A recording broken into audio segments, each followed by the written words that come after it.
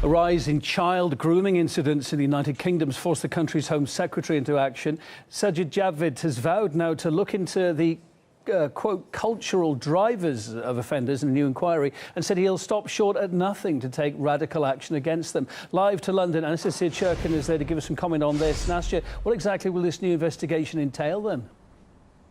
Well, Kevin, indeed, UK Home Secretary Sajid Javid has announced a government inquiry into what is being described as cultural drivers behind grooming gangs that are involved in child sexual exploitation.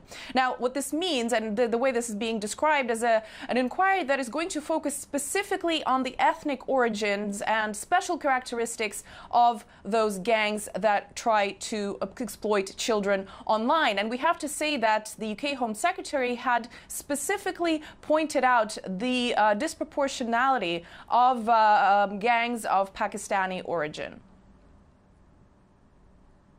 We know that in these recent high-profile cases where people have been convicted, that those people are disproportionately from a Pakistani background. I've instructed my officials to explore the particular context and characteristics of these types of gangs. And if the evidence suggests that there are cultural factors that may be driving this type of offending, then I will take action.